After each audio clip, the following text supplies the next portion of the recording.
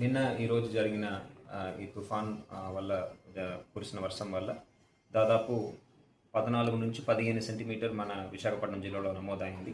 ఈ వర్షం వల్ల కొన్ని ప్రాంతాల్లో చెట్లు పడిపోవడం, అదేవిధంగా 1-2 చోట్ల కొండ జారడం ఇదంతా కూడా జరిగినాయి.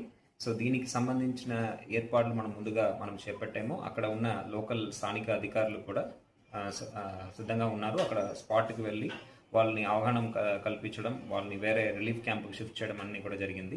దాదాపు 8 రిలీఫ్ క్యాంప్స్ ఆల్రెడీ ఫంక్షన్ అవుతున్నాయి. దాంట్లో 61 మంది ప్రస్తుతం రిలీఫ్ క్యాంప్స్లో ఉన్నారు. ఇంతే కాకుండా మన మల్కాపురం ప్రాంతంలో ఏకేసీ కాలనీ పరిధిలో కొంత నీళ్లు రావడం జరిగింది. అక్కడ కూడా ఉన్న ప్రజల్ని దగ్గర ఉన్న రిలీఫ్ సెంటర్కి షిఫ్ట్ చేసే కార్యక్రమం ప్రస్తుతం జరుగుతుంది.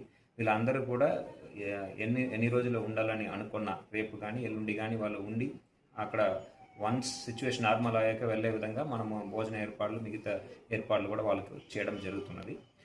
ఈ సందర్భంగా ప్రజలందరినీ కోరేది ఏంటంటే, మీరు దయచేసి బయట రాకుండా మీరు ఇంట్లోనే ఉండవలసిగా కోరుతున్నాము. అప్పటికప్పుడు మధ్యలో వర్షం లేకుండా గ్యాప్ రావచ్చు, కానీ తీరం దాటేదాకా మనకి ఎక్కువ వర్షం, ఎక్కువ గాలి ఉండే అవకాశం ఉంది.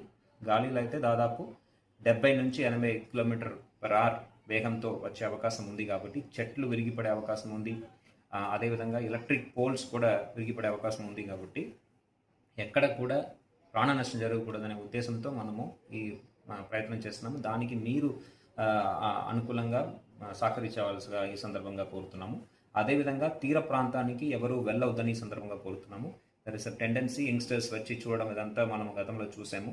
యంగ్స్టర్స్ అందరినీ దయచేసి మీరు ఇంట్లోనే ఉండవలసిగా కోరుతున్నాము. ఆర్కే బీచ్ కానీ, ఋషికొండ కానీ ఎక్కడ కూడా మనము ఎంట్రీ పర్మిట్ చేయట్లేదు. దయచేసి మీరు రావద్దని ఈ సందర్భంగా కోరుతున్నాం. సార్, తుఫాన్కి సంబంధించి ఇప్పటివరకు అప్డేట్ ఏంటి? తుఫాన్ మనకి చూస్తే దాదాపు విశాఖపట్నానికి సౌత్ ఈస్టర్న్ డైరెక్షన్లో ఉంది. అరౌండ్ 300 to 350 కిలోమీటర్ దూరంలో ఉంది. ఈరోజు లేట్ ఈవినింగ్ నుంచి నైట్ మధ్యలో ఈ తుఫాన్ కాకినాడకు, మచిలీపట్నం మధ్యలో, కాకినాడకు దగ్గర తీరం దాటే అవకాశం ఉంది. ఆ సమయంలో ఎక్కువ వర్షం నమోదు కాబోయే అవకాశం ఉంది. సరే, ఈ నేపథ్యంలో ప్రజలకు మీరు ఏం సూచన? ప్రజలందరూ కూడా అనవసరమైన ట్రావెల్ని అవాయిడ్ చేయాల్సిగా కోరుతున్నాము. మీరు దయచేసి మీరు ఇంట్లోనే ఉండవలసిగా కోరుతున్నాము.